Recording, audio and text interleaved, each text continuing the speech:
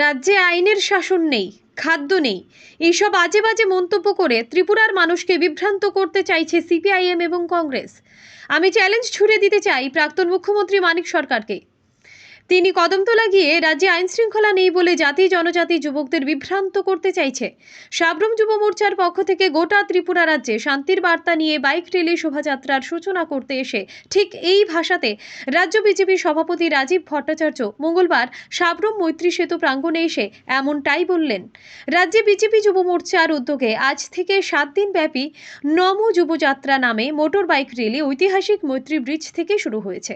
মঙ্গলবার সকাল 12টায় সাবরুম থেকে ধর্মনগর অবধি এই মোটর রেলের শুভ সূচনা হয়। সবুজ পতাকা নেড়ে নমো যুবযাত্রার শুভ সূচনা করেন রাজ্য বিজেপির সভাপতি তথা সাংসদ রাজীব ভট্টাচার্য। অনুষ্ঠানে উপস্থিত ছিলেন বিজেপি যুব মোর্চার রাজ্য সভাপতি তথা বিধায়ক সুশান্ত দেব, উপস্থিত ছিলেন বিজেপির যুব নেতা তথা বিধায়ক শম্ভুলাল চাকমা, বিজেপির সাধারণ সম্পাদক অমিত রক্ষিত, উপস্থিত ছিলেন বিধায়ক মাইলাফ্রু মগ, প্রাক্তন বিধায়ক শঙ্কর রায় সহ বিজেপির বিভিন্ন যুব নেতা প্রমুখ নেতৃবৃন্দ। জানা গেছে প্রায় শতাধিক বিজেপি যুব নেতা সাবরুম থেকে যাত্রা শুরু করে মনোবাজার সাতচাঁদ জুলাই বাড়ি বিলোনিয়া হয়ে আজ সন্ধ্যায় শান্তির বাজারে পৌঁছবে। শান্তির বাজার থেকে আগামীকাল উদয়পুরের উদ্দেশ্যে এই মোটর বাইক র্যালি যাত্রা শুরু করবে। Bureau report, digital Tripura.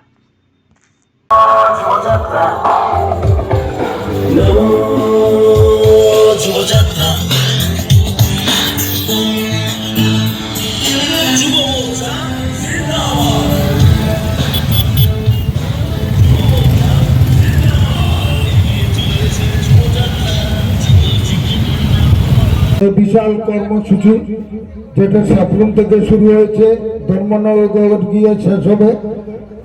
আমি খবর নিয়ে দেখেছি যুব মোর্চা যেইভাবে সাবরুম থেকে ধর্মনগর পর্যন্ত সমাপ্তির দিন পর্যন্ত যেইভাবে কর্মসূচি হাতে নিয়েছে, তার জন্য অকল্পনীয়। তার জন্য রাজ্যের সমস্ত যুব মোর্চার ভাইদের অনেক অনেক শুভেচ্ছা এবং অভিনন্দন। আমাদের রাজ্যে যেই এটা সুশাসনের সরকার চলছে, যে একটা প্রগতিশীল সরকার চলছে, এই সরকারটাকে প্রত্যেকটা যুবকের কাছে নিয়ে যাওয়ার জন্য, আমাদের সংগঠনের ভিতকে আরো বেশি মজবুত করার জন্য এবং প্রত্যেকটা যুব অংশের মানুষের কাছে আমরা যুব মোর্চা যেন আরো বেশি করে পৌঁছাতে পারি, এই ইয়ুথ কানেকশন প্রোগ্রাম নামে আমরা সাবরুম থেকে ধর্মনগর পর্যন্ত বাইক যাত্রার মাধ্যমে প্রত্যেকটা অংশের যুবককে আমরা কানেকশন করার চেষ্টা করব। একটা ভিন্ন ধরনের কর্মসূচি হাতে নিয়েছেন। এই 7 দিনে প্রায় 500 কিলোমিটার এই ত্রিপুরা রাজ্যের প্রত্যেকটা অংশকে কানেক্ট করে 7 দিন পর ধর্মনগরে, অর্থাৎ এক প্রান্ত থেকে শুরুয়াত হচ্ছে, আরেক প্রান্তে গিয়ে এই বাইক যাত্রা সম্পন্ন হবে। আমি ধন্যবাদ জানাই এই ঐতিহাসিক সিদ্ধান্তের জন্য এবং আপনারা যে বলিষ্ঠ পদক্ষেপ নিয়েছেন তার জন্য আমি যুব মোর্চার ভাই বোনদেরকে আমি অসংখ্য ধন্যবাদ জানাচ্ছি। কারণ আজকের দিনে, আজকের এই ত্রিপুরা রাজ্যের রাজনৈতিক প্রেক্ষাপটে এটা আমাদের বিশেষ প্রয়োজনীয়তা ছিল।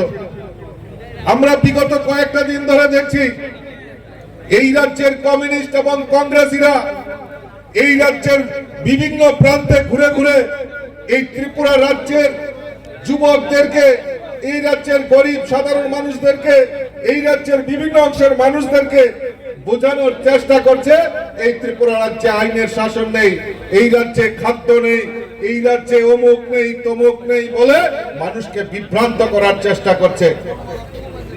আমি তাদেরকে জিজ্ঞেস করতে চাই যে আজকে ল এন্ড অর্ডার, আজকে আইন শৃঙ্খলা নিয়ে ওনারা কথা বলছেন, আপনাদের লজ্জা হয় না?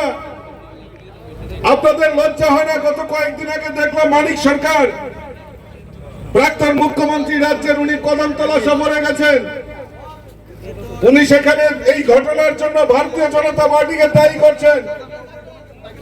আমি আপনার এই বক্তব্যের চ্যালেঞ্জ ছুড়ে দিতে চাই, এইভাবে রাজ্যকে বিভ্রান্ত করবেন না।